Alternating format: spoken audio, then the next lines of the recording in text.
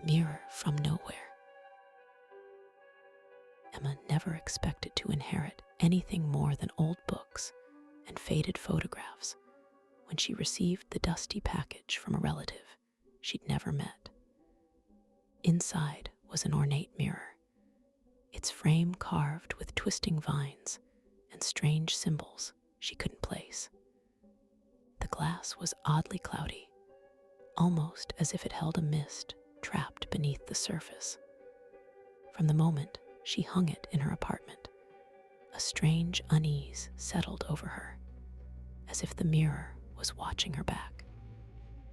At first, the mirror seemed harmless, reflecting her tired face and the cluttered apartment exactly as expected. But soon, subtle differences began to appear. Objects in the reflection shifted positions, shadows moved without source, and sometimes, when Emma glanced quickly, she caught a glimpse of a figure standing just behind her, only to find no one there when she turned around. These small distortions chilled her, but she told herself it was just her imagination playing tricks. Nights were worse.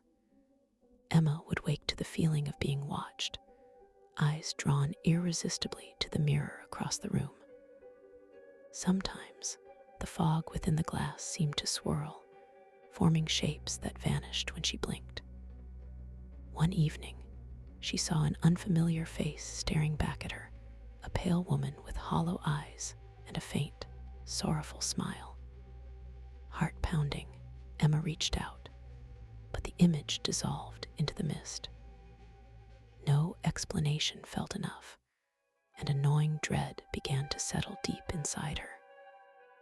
Driven by a desperate need to understand, Emma researched the mirror's origins.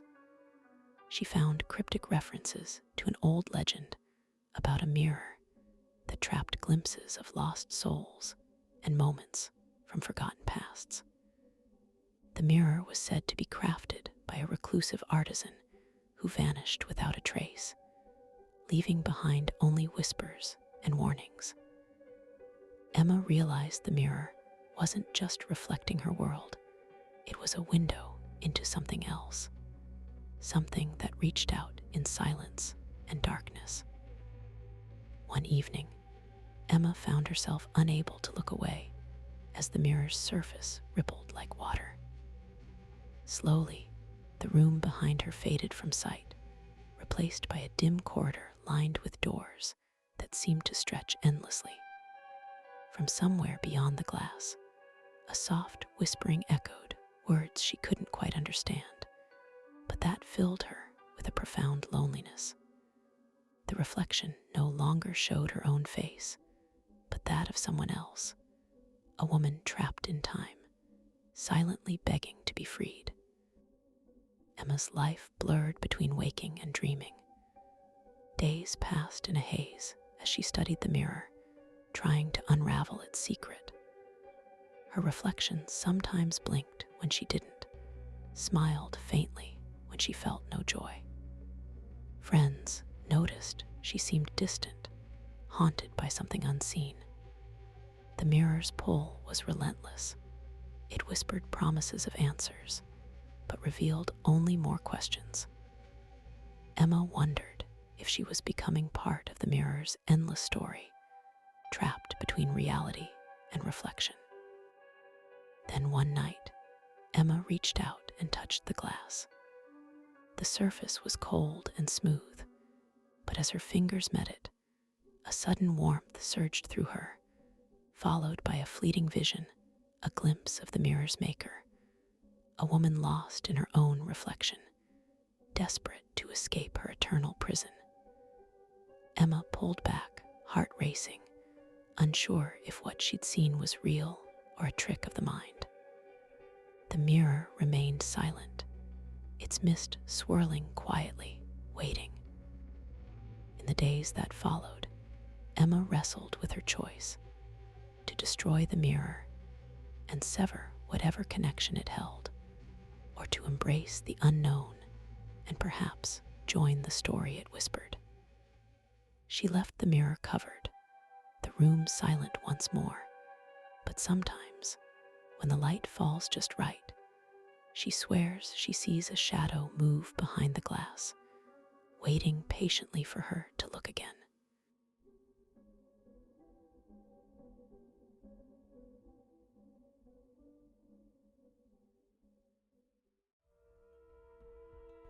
The path of the vanishing. Mia had always been drawn to solitude, and the winding trail known locally as the path of the vanishing promised just that, a quiet escape from the city's relentless noise. But as she stepped onto the narrow dirt path shrouded in early morning mist, a chill crawled up her spine. The forest around her was unnervingly silent. No birds, no rustling leaves, just the faint crunch of her boots on the damp earth. Signs warning of disappearances were tacked awkwardly on trees, their edges weathered and words half erased. But curiosity pushed her forward.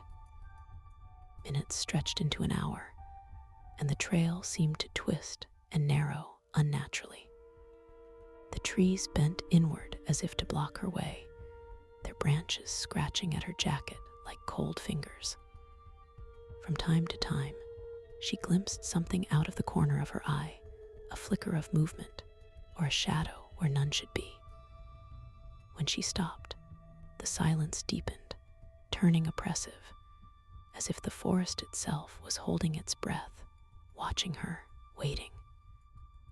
Mia found an old, cracked compass lying half buried beside the path. Its needle spun wildly, refusing to settle. Nearby, a broken wristwatch lay face up in the dirt, its hands frozen at 3:17. Unease settled deeper in her chest. Were these remnants left behind by those who vanished? She pocketed the items, her heartbeat quickening, and pressed on, the forest's silence now broken by a faint whispering, almost indistinguishable from the wind. The whispers grew louder, almost forming words she couldn't quite grasp. Shadows shifted, and for a moment, Mia thought she saw figures, blurred, translucent shapes just beyond the trees. She turned quickly, but they vanished as if swallowed by the fog. Panic prickled at her skin. The path behind her seemed different, less familiar, twisting in impossible ways. It was as if the forest itself was rearranging, trapping her deeper within its grasp. Mia's phone flickered with no signal. She tried calling out, but her voice was swallowed by the thick air. The trail ahead seemed endless, and the trees now bore new marks, names scratched into the bark, some fresh, others weathered beyond recognition. Among them, one name stood out, hers. Her breath caught. Was it a cruel joke or a warning? She hesitated, the oppressive silence pressing in like a living thing. And then a sudden, cold wind spiraled around her, carrying a faint, sorrowful voice that whispered, "Don't follow the path." Desperation took hold, and Mia broke into a run. But the forest seemed endless, the path twisting impossibly. Shapes loomed at the edge of her vision, always just out of reach, always watching. The whispers turned into murmurs, then pleas, begging her to stop, to turn back, to remember. But remember what? The forest offered no answers, only the echo of her pounding heart, and the knowledge that some paths don't just lead somewhere, they erase what once was. When the trail finally ended, Mia found herself back at the trailhead as dawn broke. The forest was calm again, as if nothing had disturbed it. But in her hand, she still clutched the cracked compass and broken watch, both silent now. The vanishing had not claimed her, but it left a mark, a lingering question in her mind. Had she truly escaped, or was she now part of the path's endless story, forever wandering just beyond what she could see?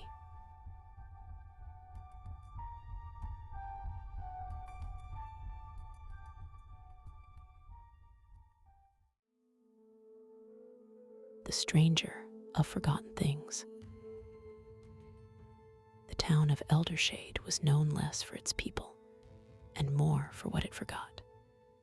Streets held secrets, but even they seemed forgotten, swallowed by time and neglect.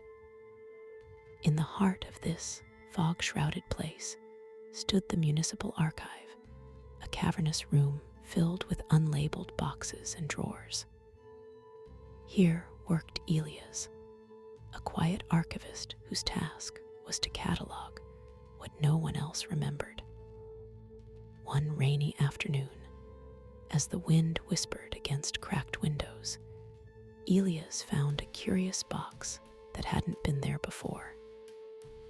It was unmarked, and inside lay a collection of small, peculiar objects: a cracked watch, a torn photograph, and a child's music box that played a haunting, off-key lullaby. Elias felt a strange unease as he examined the items, as if they were fragments of a life erased from memory. The music box's melody seemed to echo faintly beyond the room, a sound that tugged at the edges of his consciousness. Days passed, and more boxes appeared, each containing objects no one claimed, each whispering stories Elias couldn't piece together. The watch always stopped at the same time. The photograph blurred faces into shadows, and the music box's tune grew ever more distorted. Then at night, Elias began to feel watched, not by a person, but by something quieter, something waiting just beyond the edges of his vision. One evening, the air shifted. Elias heard soft footsteps echoing through the archive's aisles, though he was alone. A whisper brushed past his ear, too faint to understand, yet chilling enough to freeze his breath. The objects began to change, watch hands spinning backward, photographs rearranging themselves into unfamiliar compositions, and the music box playing its lullaby in reverse. Elias tried to rationalize it, blaming exhaustion and loneliness, but the sensation of being observed grew stronger. A presence, neither friend nor foe, seemed to linger just out of reach. He started calling it the Stranger, a silent keeper of forgotten things, both watcher and warden. Driven by a mix of dread and fascination, Elias began to follow the Stranger's subtle clues. He discovered that each forgotten object corresponded to a person who had vanished from Eldershade without a trace. The archive wasn't just a repository of lost items. It was a liminal space where memories bled and lives dissolved. Elias' own memories started to fray, faces he once knew blurred, names slipped away like water through fingers. He realized the Stranger was not just a passive observer, but a force that fed on forgetting, erasing the boundary between presence and absence. The more Elias resisted, the more he felt himself unraveling into the archive's shadows. On the final night, Elias stood alone in the archive's center, clutching the music box, the cracked watch, and the photograph. The air thickened, and the Stranger stepped forward, not as a shadow, but as a figure barely defined, composed of the very forgotten things it guarded. Elias' voice trembled as he asked why it took the lost memories, why it haunted him. The Stranger's reply was a whisper carried on the cold air, to keep them safe from a world that forgets too quickly. As dawn crept through the windows, Elias understood that some things are meant to be forgotten, yet forgetting can be a prison. The archive was both sanctuary and trap, and now Elias was part of the forgotten things, a stranger himself in a place where memory fades into silence.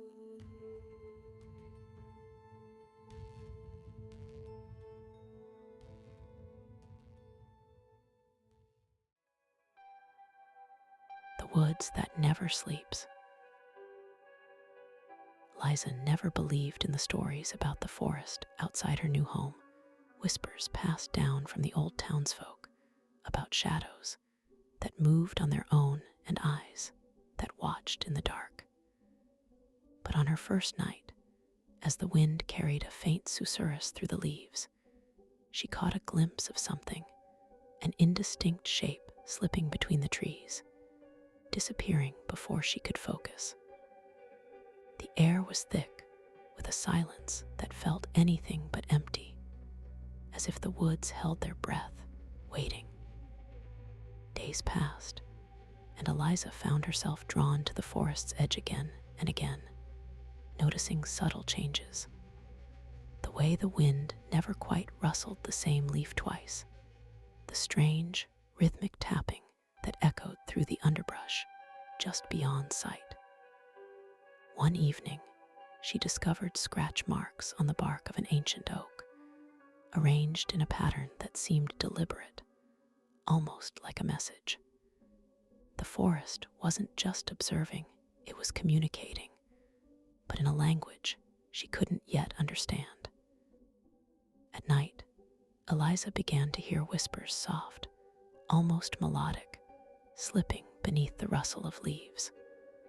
They spoke in tones that stirred unease, half words she couldn't grasp, yet somehow felt meant for her.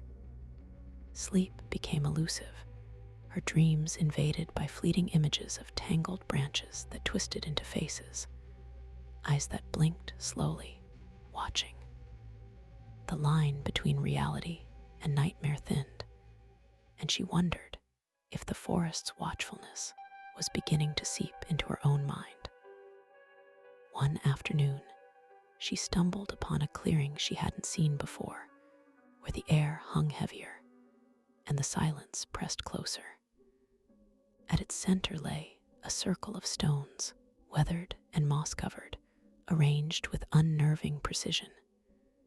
As she stepped closer, the ground beneath seemed to pulse faintly, a subtle vibration that echoed through her bones. The forest wasn't just alive, it was sentient, and it was aware of her.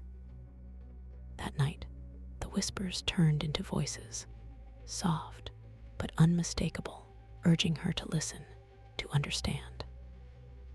Eliza sat beneath her window, the forest's breath brushing against the glass, and felt its presence pressing in.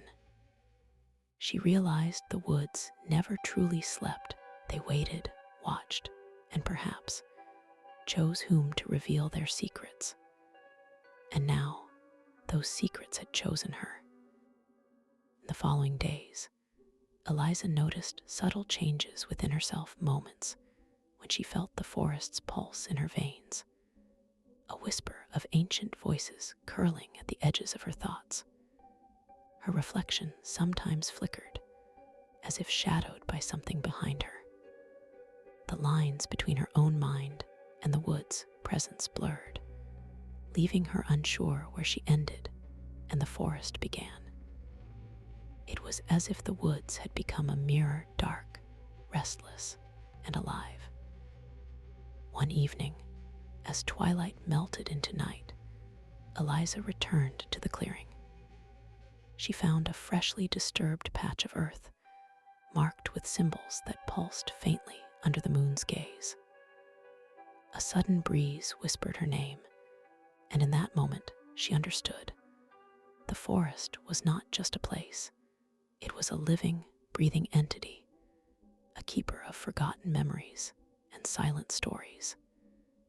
And now, It had invited her to become part of its endless watch. Eliza never spoke of what she saw that night, but from then on, the townsfolk noticed she no longer feared the woods. Instead, she would sometimes vanish for hours, returning with an unreadable expression and eyes that seemed to hold the forest's secrets. The woods that never slept had claimed a guardian, a silent witness between worlds, forever entwined with the restless shadows that wait beyond the trees.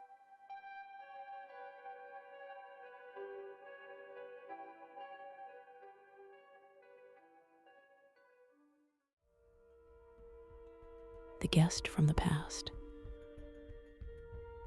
Emma never imagined that inheriting the old Maplewood Inn would stir up more than just dust and memories. Nestled deep in the countryside, the inn had stood silent for decades, its creaking floors and faded wallpaper whispering stories she couldn't yet hear. The first night alone was quiet, save for the wind's soft moan through broken window panes.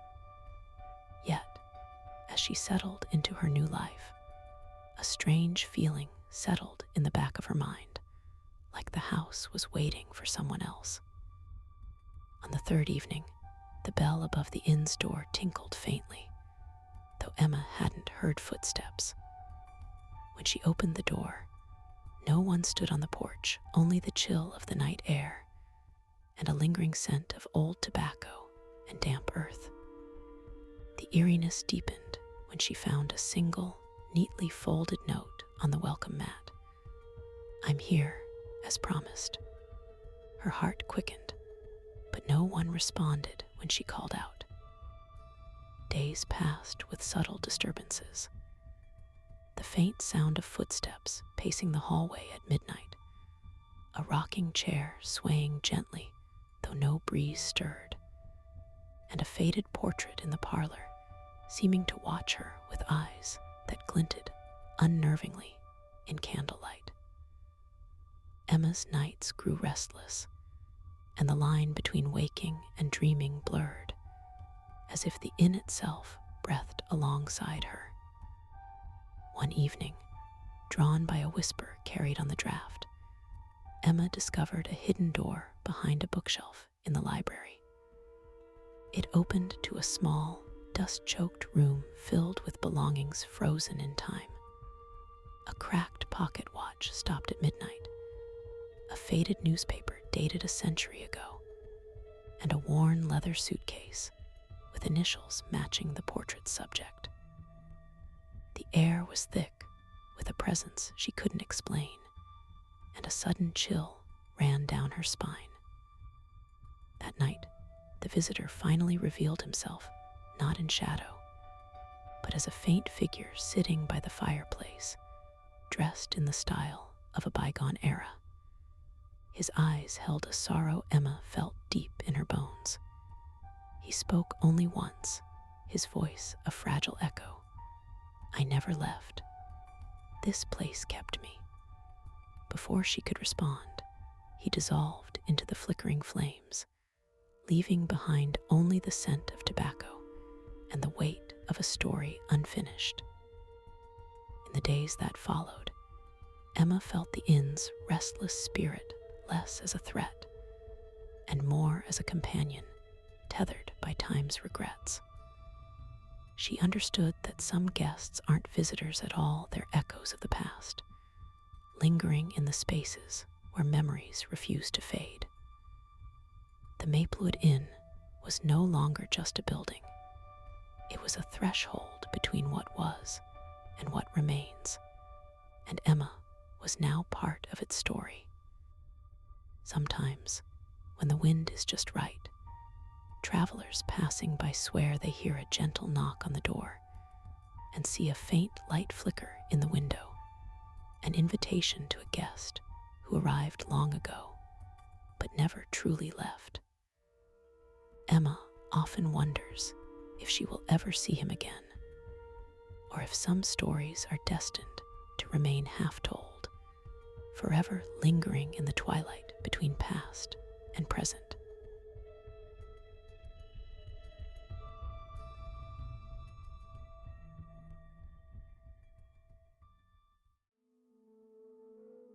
The wall from nowhere. The first night in her new apartment was uneventful, but Emma couldn't shake the feeling that something was slightly off. She had unpacked the last box and was about to collapse on the worn sofa when she noticed it, a blank white wall where there hadn't been one before. It stood stark and unnatural against the faded wallpaper, smooth and cold to the eye, as if it had materialized out of nowhere. Confused, she circled the room, but every other wall was as she remembered. There was no door, no window, only this silent, impenetrable barrier. Days passed, and the wall remained unchanged, yet Emma's unease grew. She tried to ignore it, telling herself it was just a trick of her tired mind.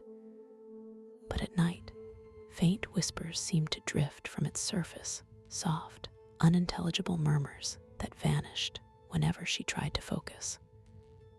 On one evening, the wall's surface appeared to ripple, as if breathing beneath her fingertips.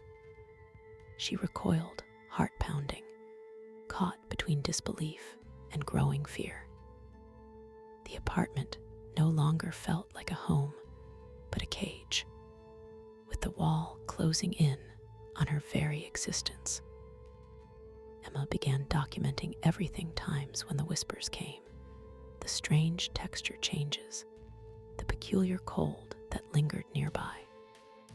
Friends dismissed her concerns as stress or loneliness, but the more she tried to rationalize, the more the wall seemed to assert itself. One morning, she awoke to find the wall had subtly shifted, encroaching closer to the sofa. Panic fluttered in her chest. She could measure the space, and yet it had somehow shrunk overnight. The apartment was shrinking, or perhaps she was losing her grip on reality. With sleepless nights piling up, Emma's dreams turned restless. She found herself trapped behind the wall, staring out into a void of endless white silence. Each day, the whispers grew clearer, forming fractured words she couldn't quite catch. She began to hear her own voice, distorted, distant, echoing back from the wall. Was it a warning, a plea, or a trick of her unraveling mind? The boundary between her waking hours and nightmares blurred until she could no longer tell where one ended and the other began. On the final night, Emma stood facing the wall alone, the apartment silent except for the low hum of the city beyond. She pressed her palm flat against its surface, feeling a surprising warmth beneath the cold exterior. Then, without warning, the wall pulsed once, vibrating like a heartbeat. The whispers coalesced into a single phrase: "Stay with me." A chill raced down her spine, but the urge to respond was overwhelming. She whispered back, "Who are you?" The wall remained still. Outside, the night deepened, and Emma realized she might never be free of the wall from nowhere, or the silent companion it had become.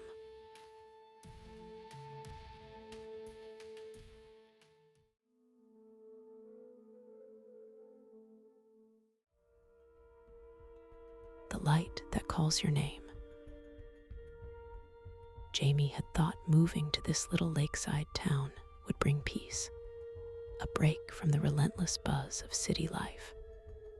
But on the first night, as the sun dipped below the horizon, a faint glow caught Jamie's eye across the still water, an almost imperceptible flicker nestled deep in the woods. It wasn't a campfire. The light pulsed gently, as if breathing. Curiosity gnawed at Jamie, a strange pull that felt less like fascination and more like a call. The nights grew longer, and the light remained unwavering. Jamie found it impossible to look away, as if the light was aware, waiting. Dreams began to blur the edges of reality, visions of a figure just beyond the tree line. A whisper carried on the wind that seemed to say Jamie's name. Yet when Jamie turned, nothing was there but the hush of the forest and the gentle lap of water against the shore. During the days, the town felt empty and distant, as if the light had drawn Jamie into a world between worlds. Each evening, Jamie would walk the shoreline, heart pounding, drawn again and again to the glow. Sometimes it seemed to drift closer, teasing the edges of vision. Other times it vanished, leaving only the cold, dark woods and the silence that pressed in like a weight on the chest. One night, surrendered to the pull, Jamie stepped into a small rowboat, oars slicing gently through the glassy water, heading toward the light. The air grew thick, the lake's surface trembling as if alive.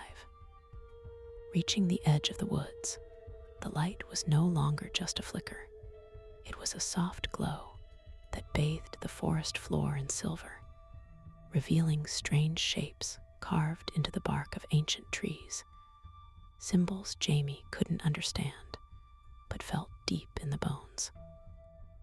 As Jamie stepped onto the damp earth, a voice, barely more than a breath, seemed to call from everywhere and nowhere at once. It was a voice of loneliness and longing, promising understanding and belonging. Jamie's heart pounded, torn between retreat and surrender. The light flickered faster, beckoning deeper into the forest's embrace, where time and sense blurred into a quiet, unsettling stillness. But just as Jamie reached out, the light dimmed, folding into the darkness like a secret retreating behind a veil. The forest went silent, save for the steady ripple of the lake. Alone again on the shore, Jamie felt the weight of a choice unspoken: to chase the light forever, or to return to the fragile safety of the known world, forever changed by the whisper of something just beyond understanding.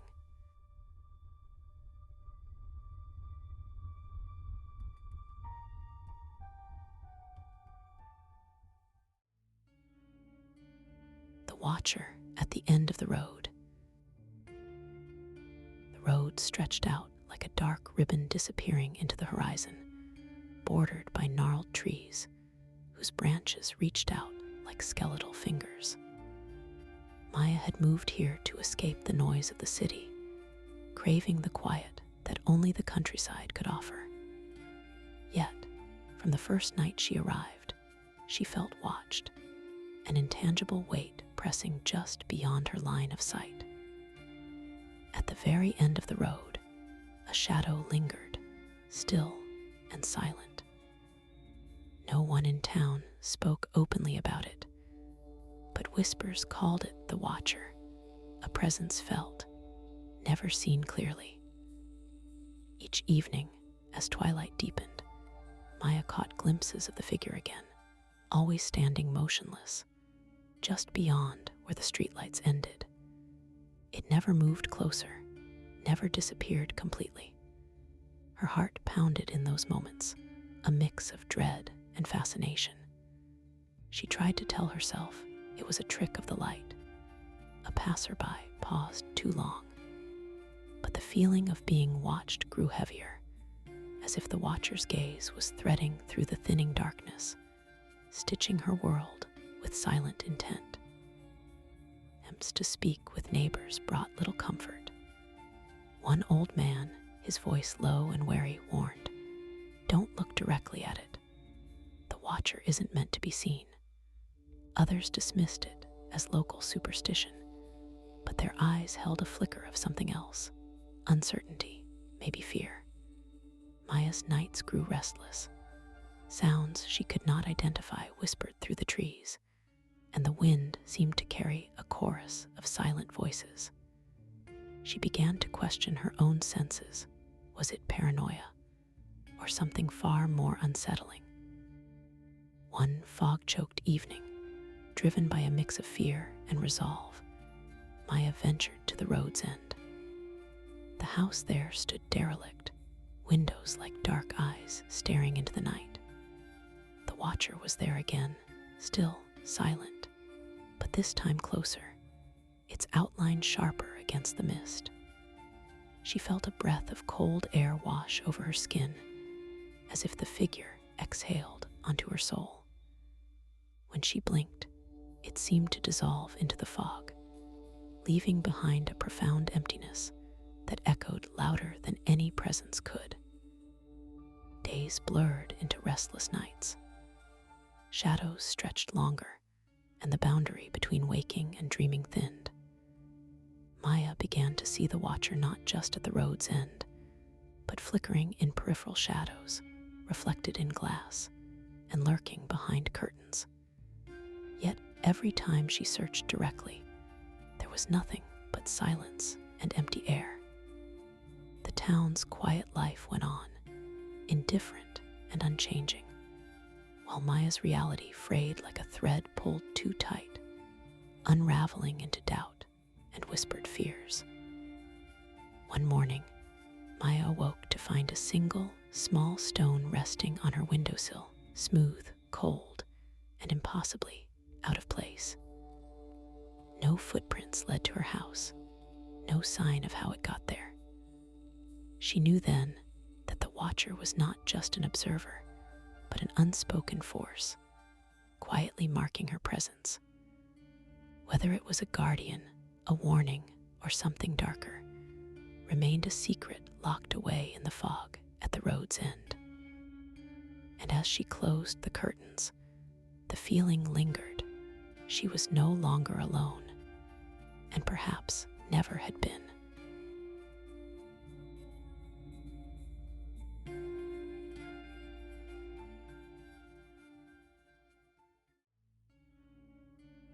The room that watches back.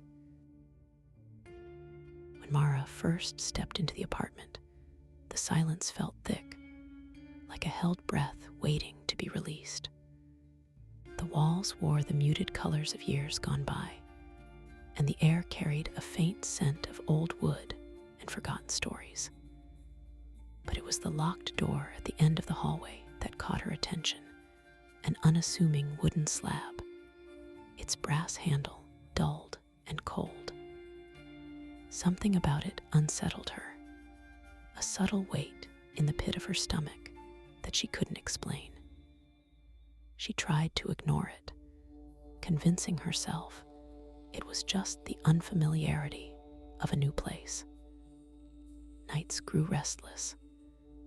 Mara began waking to the faintest creaks, whispers of movement beyond the locked door. At first, she told herself it was the building settling, or perhaps her imagination running wild in the dark. Yet, the feeling of being watched settled deeper into her bones. She caught herself glancing at the door more often than she could explain, a silent plea to understand what lay behind it. But every time she approached, the key was nowhere to be found, as if the room itself refused discovery. One evening, Mara noticed the faint glow of a light flickering behind the door's cracks, a soft, pulsing amber that hadn't been there before. Heart pounding, she pressed her ear against the wood and heard a low, rhythmic tapping. It was not random. It felt like a pattern, a message waiting to be deciphered. The room no longer felt like an object, but like an entity watching, waiting, communicating. Her logical mind screamed for reason, but the creeping dread whispered of something else entirely. Days blurred as Mara's obsession grew. She scribbled notes, sketched symbols she thought she saw in the tapping, and researched the building's history. Rumors of a forgotten tenant who vanished without a trace circled in old records, but no one spoke openly. Sleep became a luxury, the line between waking and dreaming thinned. Sometimes, she thought she saw movement just beyond the door's edge, a shifting shadow that vanished when she blinked. The apartment no longer felt like home, it felt like a trap. One night, in a moment of reckless desperation, Mara found an old hairpin and began trying to pick the lock. Her hands trembled, but the lock clicked open with a sound too sharp in the silence. She hesitated, the darkness beyond the door like a void pulling at her sanity. Stepping inside, the air shifted, thick, cold, and impossibly still. The room was empty except for a single cracked mirror hanging on the far wall. But when she looked into it, her reflection was delayed, flickering out of sync, as if the room was watching her just as she watched it. Mara stumbled back, heart racing as the mirror's surface rippled like water. She blinked, and the room seemed to breathe with her, slow, deliberate, alive. In that brief moment, she understood.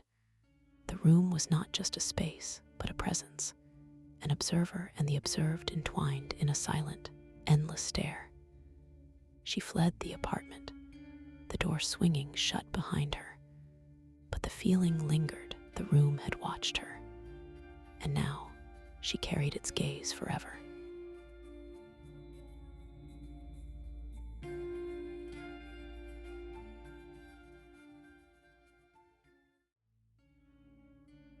The forest from the past. Maya never expected to return to her grandmother's house, nestled on the edge of that ancient forest. But the letter in her mailbox left no question. The house, long abandoned, stood silent beneath the thick canopy, its peeling paint and sagging porch whispering secrets only the wind dared carry. As she stepped inside, the air was heavy, thick with the scent of damp wood and forgotten memories. Outside, the forest seemed to hold its breath, shadows pooling beneath twisted branches that clawed at the fading light. That first night, the house groaned with the language of age, but Maya's unease grew as she heard something else, soft, breathy whispers slipping through the cracked walls, too faint to understand, yet clear enough to unsettle. She told herself it was the wind or her imagination, but her heart thudded unevenly every time the voices pressed closer. The deeper darkness outside seemed alive, almost watching, waiting for her to slip beyond the porch light's fragile glow and into its tangled depths. Drawn by a mix of dread and curiosity, Maya ventured into the forest at dawn, the mist curling like silent spirits around her legs. The trees here were ancient, their bark scarred as if by countless untold stories. She found a narrow path lined with faded ribbons and broken trinkets, tokens left by someone long gone, or perhaps by those who had vanished within. Every step felt heavier, as if the forest itself was trying to slow her, to protect something buried deep beneath the roots and fallen leaves. In the heart of the forest, Maya stumbled upon a clearing where the air was strangely still. An old stone well stood there, half swallowed by moss and shadow. As she leaned closer, the whispers returned, clearer now, almost pleading. She glimpsed a pale face reflected in the dark water, eyes wide and searching. The image vanished when she blinked, leaving her breath caught between disbelief and fear. The well seemed to pulse with a life of its own, a portal to something just beyond human reach. That night, the house felt impossibly colder, the whispers now mingling with faint footsteps echoing just beyond her door.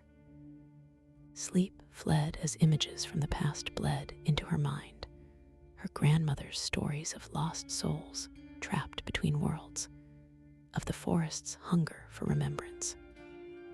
Was she becoming part of that story now?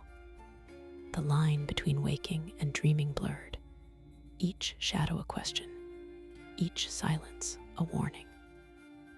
Maya realized the forest's secret wasn't just history. It was a living, breathing presence that demanded she remember. At dawn, Maya returned to the well, clutching the faded diary she'd found hidden beneath loose floorboards. The pages told a fractured tale of love, loss, and a promise never kept, a story entwined with the forest's restless spirits. As she whispered the names written within, a wind stirred the trees, carrying the echoes of voices long silenced. The forest seemed to exhale, and for a moment, the oppressive weight lifted, leaving an unsettling calm that felt both like an ending and a beginning. She left the forest that day changed, carrying with her the knowledge that some pasts never truly fade, and some places hold memories too heavy to forget. The whispers had not disappeared. They had simply settled into a quiet rhythm, a reminder that the forest watches, waits, and remembers.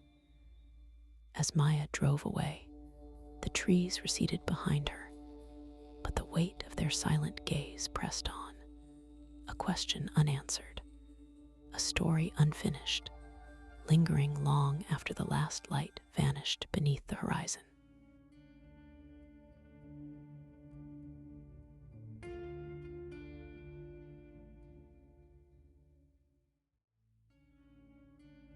The voice that never sleeps. Maya had never believed in ghosts or voices from the walls. But the moment she stepped into her tiny new apartment, a faint murmur brushed against her ear like a secret breeze. It was barely audible, just a soft, rhythmic susurration that seemed to ebb and flow with the flickering streetlights outside. At first, she chalked it up to the old building settling or the wind sneaking through cracked window frames. Yet as night deepened, the voice grew clearer, weaving words she couldn't quite catch, teasing her curiosity and unsettling her calm. Days passed, and the voice became a constant companion. It never spoke outright, but its tones shifted, sometimes gentle, almost coaxing, other times sharp and urgent, like a warning just out of reach. Maya found herself pausing mid-conversation, distracted by the faint echoes threading through the walls. Friends joked about her imagination, but she knew something was wrong.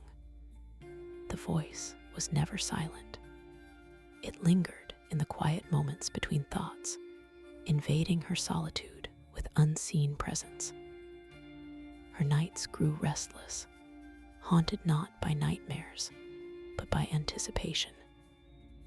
One evening, as a storm raged outside, the voice suddenly sharpened, clear as if spoken beside her ear. It whispered her name, slow and deliberate, weaving fragments of memories she never shared aloud. Maya's heart pounded, a cold knot tightening in her chest. She pressed her ear against the cracked plaster, desperate to catch the full message. But just as quickly, the voice melted into silence, leaving behind a chilling stillness that pressed on her skin like a cold breath. Was it a trick of the mind? Or had the walls finally begun to speak? Sleep became a stranger. Maya lay awake, straining to hear the whispers, hoping they'd return. But when silence fell, it felt heavier than ever. Shadows in the corners of her vision seemed to shift, and the line between reality and illusion blurred.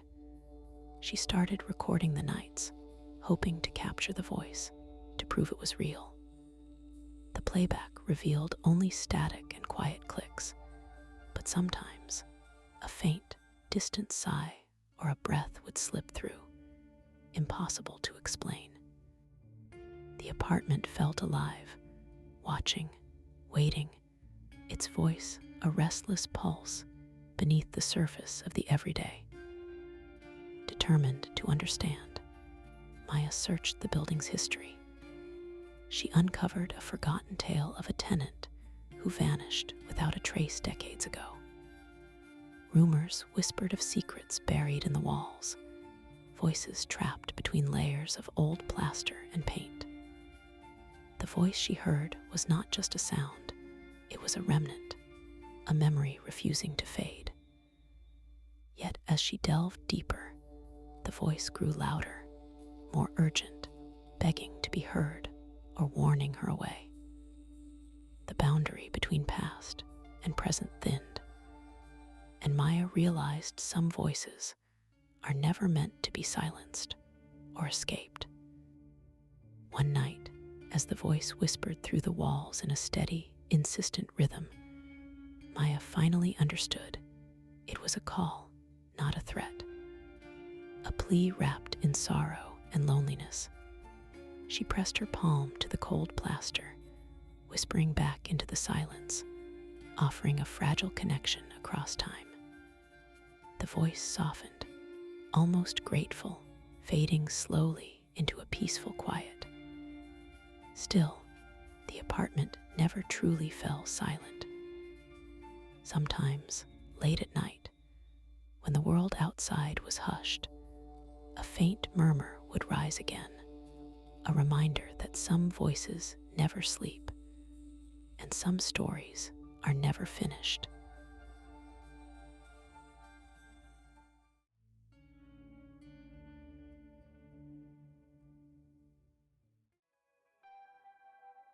The Watcher of Dread. Lise had always believed in the comfort of routine, but the moment she crossed the threshold of her new home, something unsettled her.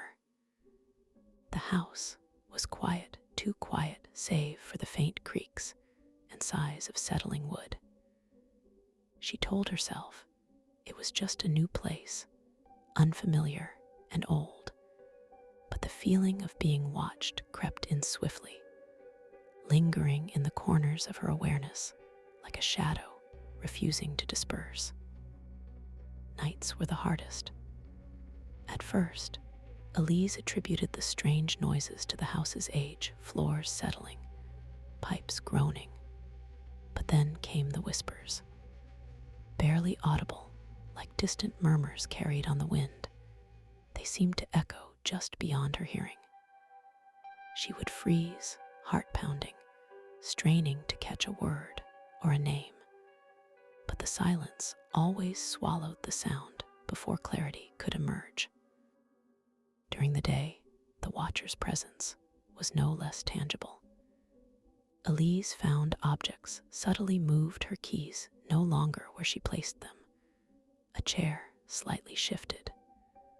Cold spots appeared without explanation, chilling her skin as she passed through the rooms.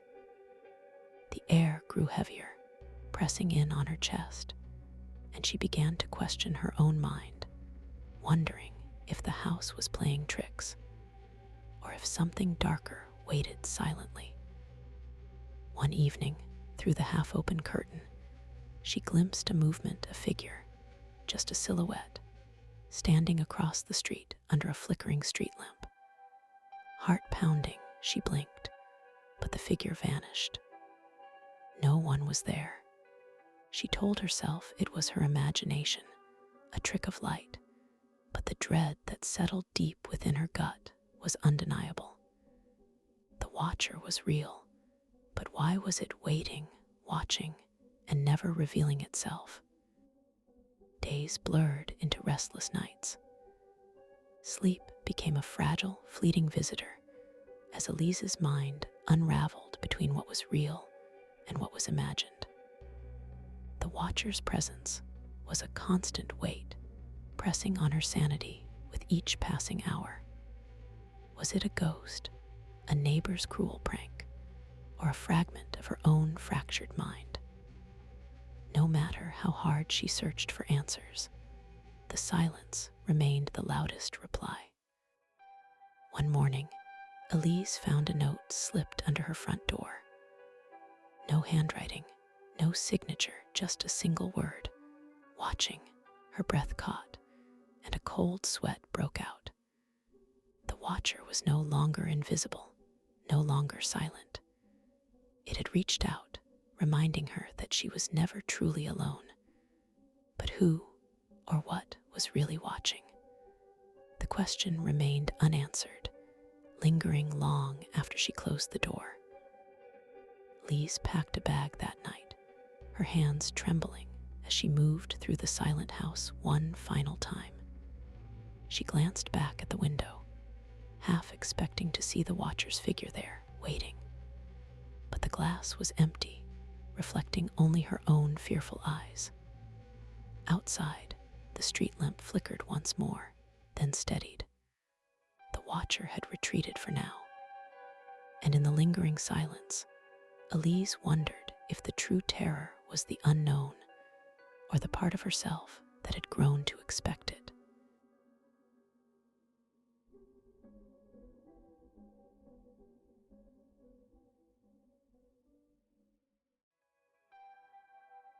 The whispers that whisper at night. Evelyn had always sought refuge in silence, a sanctuary far from the clamor of city life.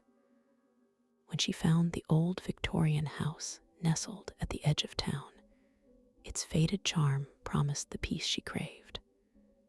The first nights were quiet, save for the occasional creak of settling wood. But on the third evening, as darkness wrapped the house like a velvet shroud, a faint murmur drifted through the walls, soft as a sigh, impossible to place. She dismissed it as the wind playing tricks. Yet the feeling that she was not alone crept in, subtle and unshakable. Night after night, the whispers returned, growing a little louder, more distinct, yet never clear enough to understand. Sometimes they seemed to circle her, slipping just beyond the edges of hearing. Evelyn found herself straining to catch a word, a name, a hint of meaning. The house's silence was no longer comforting. It was a veil hiding something just out of reach.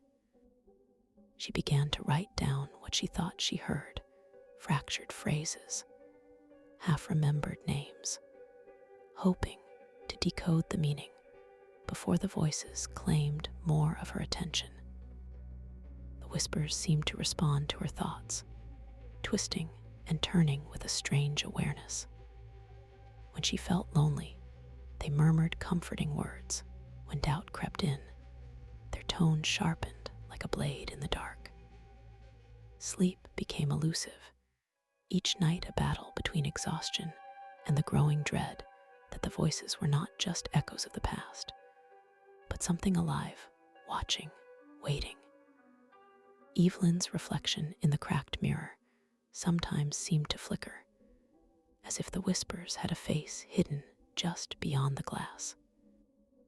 One particularly still night, Evelyn decided to confront the voices, whispering aloud, "Who are you?" The room seemed to hold its breath. Then, the whispers formed a single chilling phrase, barely audible but unmistakable. "We are the forgotten." Panic surged through her veins, but also a perverse curiosity. Who had been forgotten by time, by memory, or by something darker?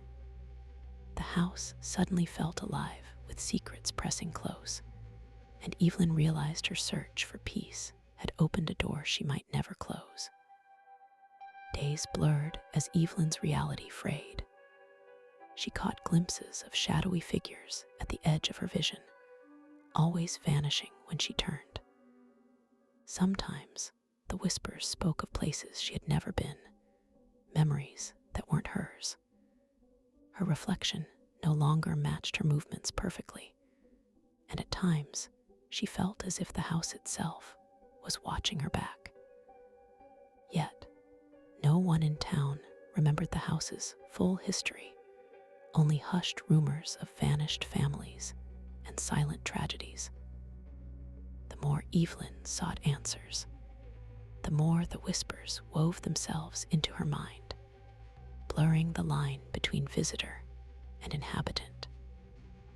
One night, as the clock struck midnight, the whispers reached a crescendo, an unintelligible chorus that filled every corner of the house.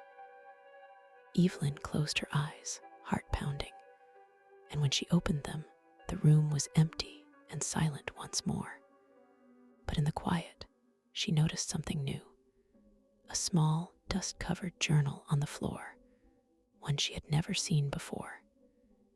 Its pages held the fragmented story of a woman who had lived and vanished in the house long ago, her final words a plea for remembrance. Evelyn understood then that the whispers were not just voices, but memories refusing to fade into the dark. Evelyn faced a choice: to leave and silence the whispers forever, or stay and become part of the house's lingering story. As dawn broke, the whispers softened to a gentle murmur, almost like a farewell or a promise. She closed the journal and stepped outside into the pale morning light, carrying the weight of voices that would echo in her mind long after the house faded from view.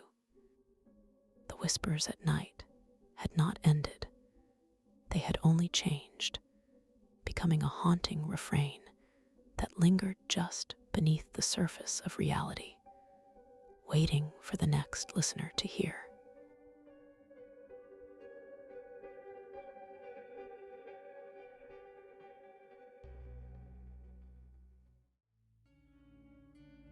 The woods at the end of the road. Emma's first night in the new town was quieter than she expected, too quiet. The kind of silence that presses against your ears and makes every creak and rustle feel magnified. She found herself drawn to the woods at the end of her road, a vast thicket of gnarled trees casting long shadows beneath the moonlight. Locals warned her to stay clear, their voices dropping when she asked why. Curiosity gnawed at her. There was something about those woods that whispered secrets just beyond hearing. The next afternoon, Emma ventured closer, her footsteps muffled by the damp earth and fallen leaves. The air grew cooler as she crossed the threshold into the forest. Sunlight filtered weakly through the dense canopy, casting shifting patterns that seemed to move when she blinked. She found strange markings carved into the bark, circles and lines that made no sense, as if someone had tried to speak in a language only the trees could understand. Days passed, and Emma's visits became more frequent, each time noticing details that didn't add up. A distant, low humming that vanished when she stopped to listen. A pair of eyes reflecting faintly from the underbrush, gone before she could focus. At night, the woods seemed to creep closer to her window, dark shapes pressing just beyond the glass. The town's warnings echoed in her mind, but she couldn't turn back, not when the forest felt alive, watching, waiting. One evening, Emma discovered an old, forgotten path winding deeper than she dared to go before. The air thickened, carrying an almost metallic scent. As she followed the trail, whispers seemed to rise from the trees themselves, soft, unintelligible murmurs just beyond understanding. When she stopped, the silence returned abruptly, as if the forest held its breath. Something brushed past her arm, cold, fleeting, and she realized the woods weren't just a place, but a presence. The next night brought a restless sleep filled with fractured dreams, visions of shadowy figures circling, watching, waiting. She awoke to the sound of footsteps outside, soft but deliberate. Peering through the curtains, Emma glimpsed a silhouette standing motionless at the forest's edge, unmoving except for faint, slow swaying. When she blinked, it was gone. A cold dread settled deep inside her, but with it, a stubborn resolve. She needed to know what the woods wanted before it was too late. The following afternoon, Emma returned to the old path with a small notebook, hoping to piece together the mystery. She found more carvings, this time symbols that resembled eyes, mouths, and hands. The forest seemed to pulse around her, alive with quiet energy. As dusk fell, she noticed the trees themselves had shifted subtly, their branches forming shapes that felt like silent warnings. A sudden rustling behind her made her spin around, but only the empty woods stared back. The boundary between reality and something other was thinning. That night, the forest didn't retreat into silence. Instead, a soft, rhythmic tapping began at her window like fingers drumming a slow, deliberate message. She resisted the urge to look, heart pounding, until the sound stopped abruptly. When she finally dared to glance out, the woods were empty. Yet, beneath the moon's cold light, she spotted a single fresh carving on her doorstep. A simple circle enclosing a tiny, watching eye. Emma realized the woods weren't just observing, they were communicating, and she had crossed an invisible line. In the days that followed, Emma's sense of reality frayed. Shadows shifted in impossible ways, and the murmurs grew louder, sometimes echoing her own thoughts back at her. Locals avoided her gaze, their silence heavier than before. One evening, she found a note pinned to her door, no handwriting, just the same eye symbol and a single word, remember. The woods demanded something from her memory, something buried deep and forgotten. The question was, what? And what would happen if she failed to remember? One night, driven by a mix of fear and a desperate need for answers, Emma stepped into the woods under a new moon.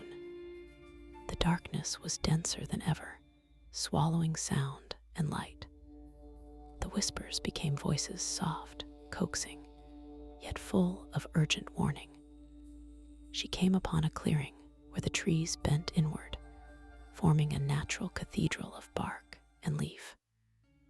There, a faint glow pulsed from the earth, revealing shapes half-formed and shifting. Emma understood then. The woods were alive with memories, lost souls, and secrets that blurred the line between past and present. And now, she was part of their story. Emma's story ends not with a scream or a final escape, but with a lingering question. Was she consumed by the woods, or did she become its new guardian, forever listening, watching from the shadows? The road remains quiet, the trees standing silent sentinels. And sometimes, when the wind is just right, those who dare approach swear they hear whispers carried on the breeze, urging them to remember what lies at the end of the road.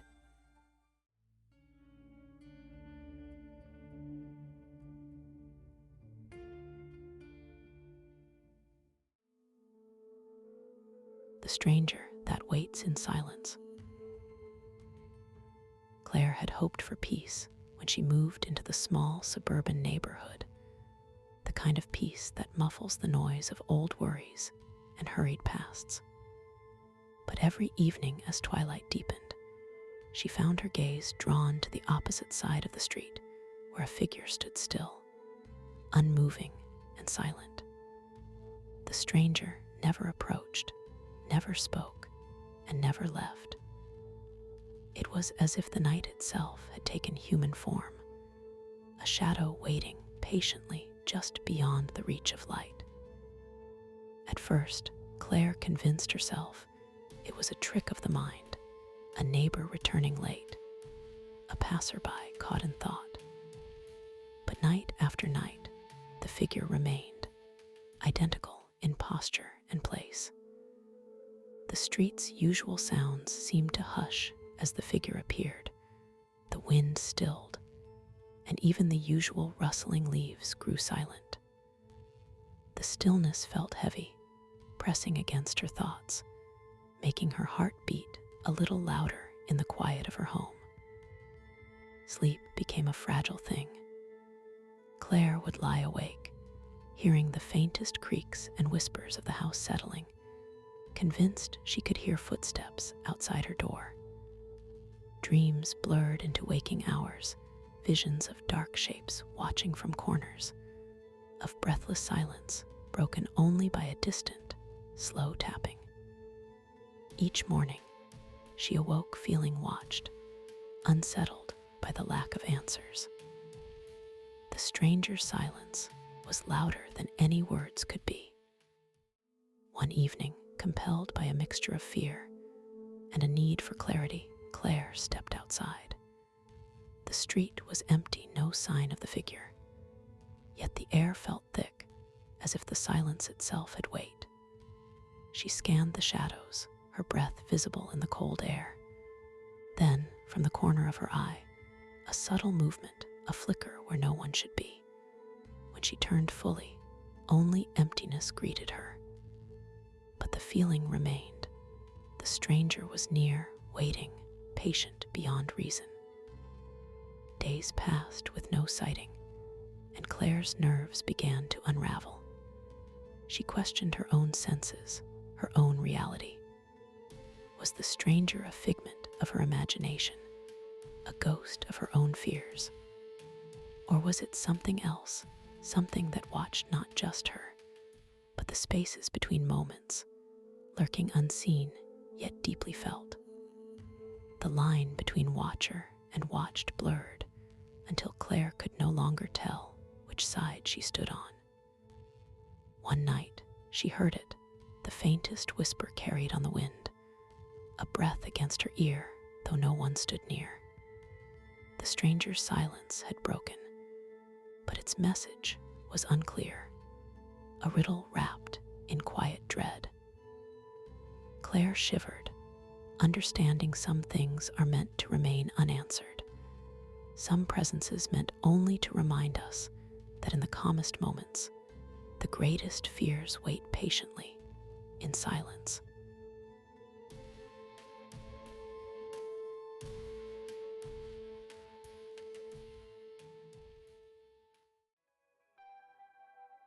The voice at the end of the road. Emma had never been one for small towns, but after months of city noise and relentless deadlines, she welcomed the quiet comfort of her new home near Cedar Hollow. Her house sat at the edge of a long, winding road bordered by ancient trees whose twisted branches clawed at the sky. On her first night, as the wind whispered through the leaves, Emma thought she heard a faint voice call her name. She brushed it off as her imagination, yet the unsettling feeling persisted, settling like a cold breath against her skin. The second night, the voice returned clearer this time. It was a soft calling, almost coaxing, coming from the very end of the road. Emma found herself drawn to her front door, heart pounding with a mix of fear and curiosity. She stepped outside into the chill, the silence around her thick and heavy. The voice echoed again, just beyond the reach of the street lamp's glow, inviting her to come closer. Every instinct screamed to stay inside, yet her feet moved forward, pulled by something she couldn't name. Emma walked the road, the voice grew softer, more distant, yet somehow more urgent. The fog thickened around her ankles, wrapping the world in a ghostly shroud. She reached the spot where the road curved sharply into darkness, but there was no one to be seen, only the lingering echo of her name, fading like a half-remembered dream. Doubt crept in. Was it real, or a trick of her mind, born from loneliness and the silence of this place? She stood still, the night pressing in, unsure if she should run or listen. Days passed, but the voice persisted, slipping into her waking thoughts and dreams alike. Friends in town whispered of old legends, lost souls, and restless spirits tied to that road, forever calling out for company. Emma's nights became restless, haunted by that invisible presence. She began to question everything, her senses, her sanity. Was the voice a ghost, a memory, or a part of herself reaching out from some hidden place? Each unanswered question deepened the shadow growing inside her. One night, compelled beyond reason, Emma followed the voice one final time. The fog was thick enough to swallow sound, the road beneath her feet soft and muffled. As she reached the end, the glow pulsed brighter, and a whisper floated through the air, no longer just a name, but a plea. She strained to see, but the mist swallowed everything. A sudden chill prickled her skin, and the voice fell silent, leaving only the pounding echo of her own breath. Emma turned back, the road behind her blurred and unfamiliar, as if it had never been there at all. Back inside, Emma locked the door and leaned against it, heart racing in the suffocating silence. The voice was gone, but its absence was heavier than its presence. She realized the road, and its call might never have been real, or perhaps they were a part of something she could never fully grasp.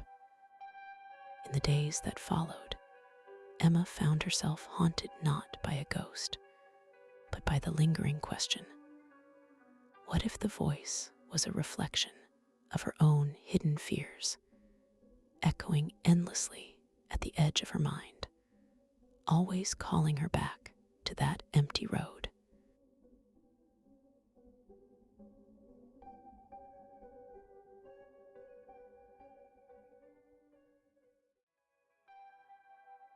The house that wasn't there before.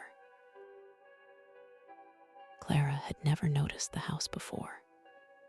When she first moved into the neighborhood, the empty lot across her porch was just that, an empty lot, overgrown with weeds and strewn with old bricks. But one foggy morning, as the sun struggled to burn through the mist, the house was there, weathered, sagging, with windows like dark, watching eyes. It wasn't on any maps, and no one on the street seemed to remember it ever existing.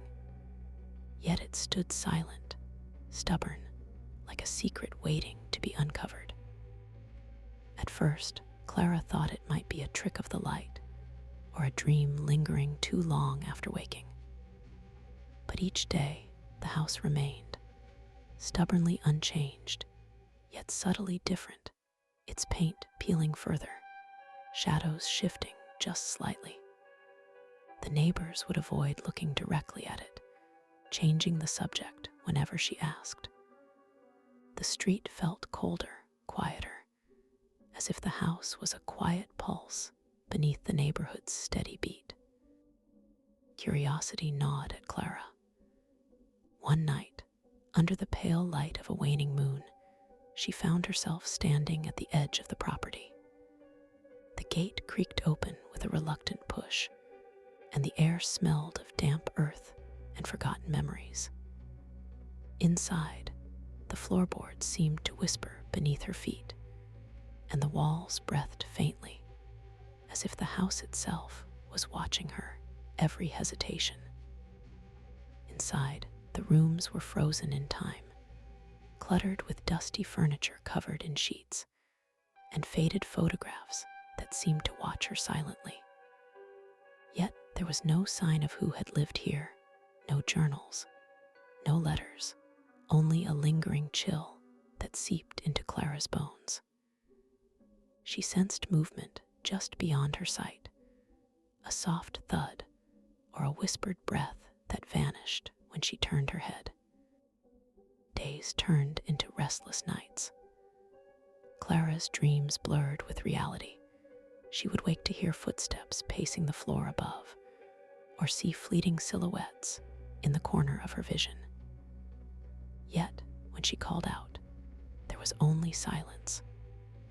The house seemed to breathe alongside her, a living enigma that refused to reveal itself fully, feeding on the thin line between fear and fascination. One evening, Clara noticed the house had changed again. The paint was fresher, the windows clearer, and a faint, warm light glowed from inside, as if welcoming her.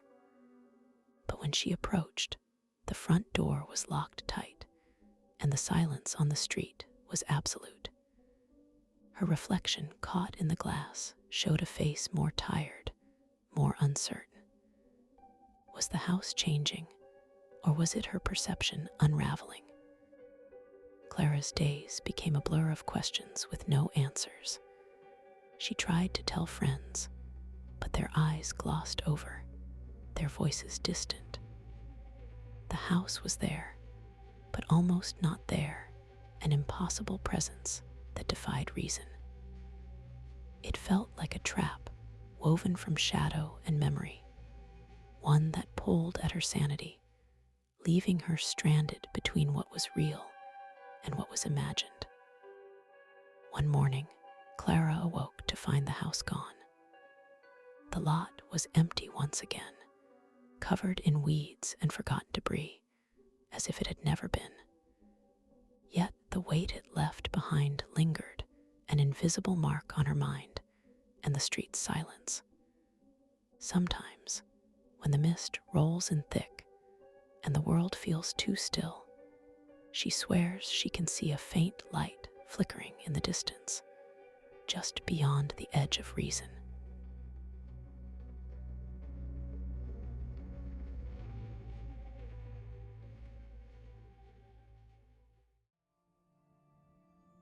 The signal that opens itself.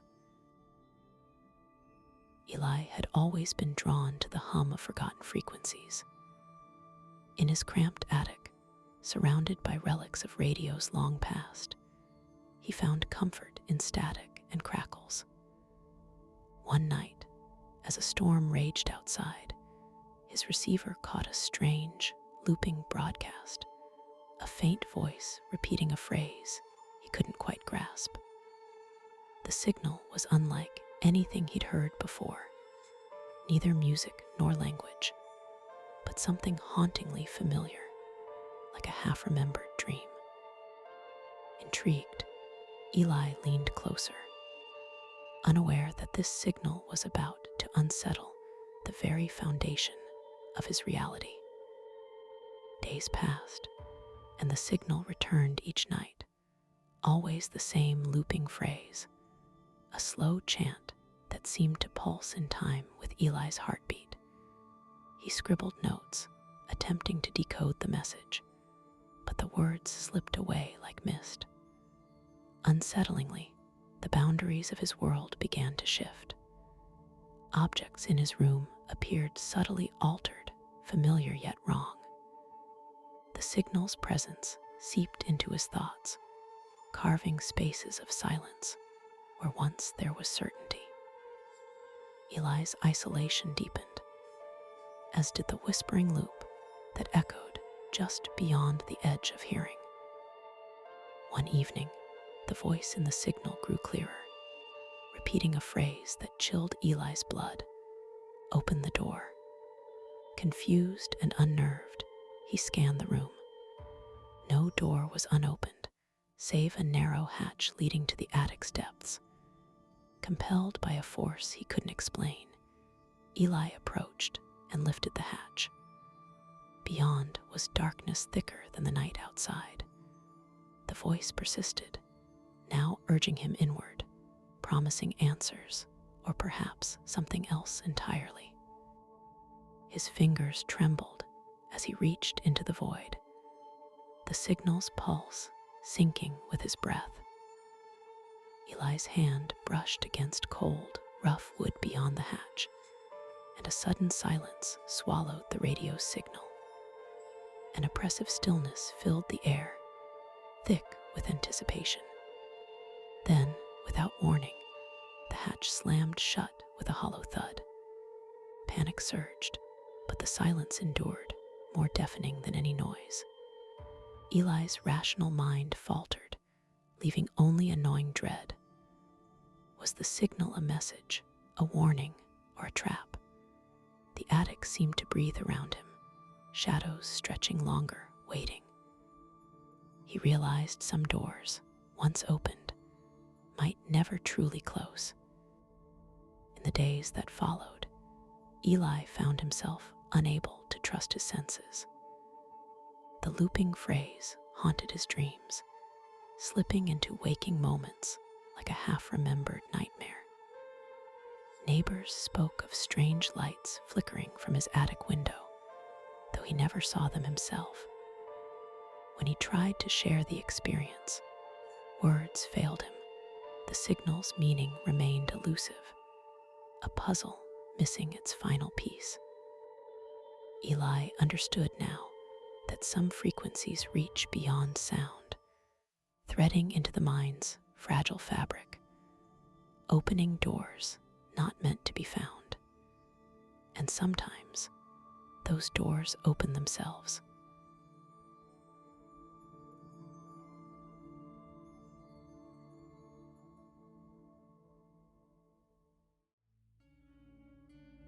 The Watcher of Forgotten Things. It started with a misplaced book. Emma, the town librarian, had noticed it on her usual evening rounds, a volume that didn't belong on any shelf she'd ever catalogued. Its spine was cracked, and the title long faded.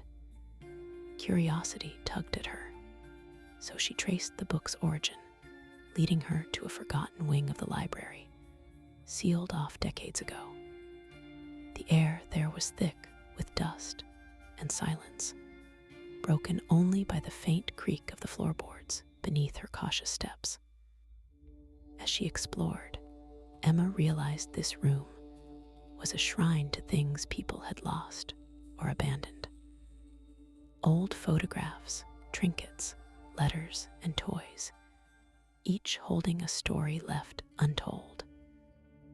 Among the clutter, Emma found a small, ornate box, its surface etched with unfamiliar symbols. When she lifted the lid, she felt a chill ripple down her spine. Inside lay a collection of faded photographs, each depicting people who seemed to be staring directly at her, their eyes hauntingly vivid despite the years. She blinked, and the feeling passed, but an unsettling sensation remained, as if those silent faces were watching her, waiting. That night, as she tried to sleep, she could have sworn she heard soft footsteps outside her window. Or was it just the wind whispering secrets she wasn't meant to hear? Days turned into restless nights. Emma found herself drawn back to the forgotten room, each visit revealing new items she hadn't seen before, an old music box that played a warped lullaby, a cracked mirror reflecting shadows that didn't belong to her, and a diary with pages blank except for a single sentence scrawled in shaky handwriting. He watches, waiting for someone to remember. The line echoed in her mind, unshakable. The presence she'd felt wasn't just a trick of her imagination. Someone or something was there, a guardian of these forsaken memories, silently observing the living who disturbed its realm. One evening, as twilight seeped through the stained glass windows, Emma noticed a figure sitting quietly among the shelves. A man, indistinct and blurred at the edges, his eyes fixed on her with a sorrowful patience. When she blinked, he vanished, leaving behind the faint scent of old paper and rain. Was he a remnant of the past, trapped within these forgotten things? Or a warning of what happens when memories are left to fade? Emma's heart hammered, caught between fear and fascination. She realized that to leave was to forget, but to stay risked losing herself to the watcher's silent vigil. Emma's last visit to the room was different. The air was heavier, the shadows deeper. As she reached for a delicate locket, a whisper brushed her ear, "Remember me." She spun around, but the room was empty except for the watcher, now unmistakably present, his eyes pleading. In that moment, Emma understood. Forgetting is a quiet death for memories, and the watcher's role is to hold onto those lost pieces of lives until someone acknowledges them again. She left the room with the locket clutched tightly, a fragile link between past and present, a promise to remember what others had forgotten. Back in her quiet apartment, Emma placed the locket on her desk.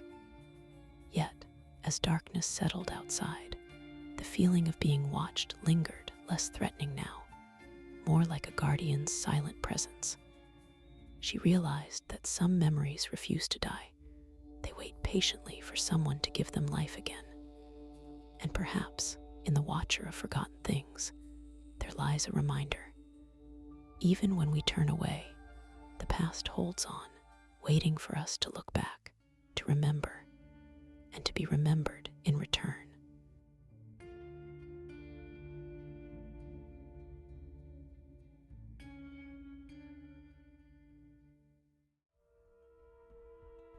The attic with a secret. When Evelyn first stepped inside the Victorian house she had inherited, the air felt thick with silence, as if the walls held their breath. Days passed with the usual unpacking and settling, but it was the attic door that caught her attention, hidden behind a faded wallpaper panel in the upstairs hallway. The door's outline was barely visible, almost like a secret waiting patiently to be found.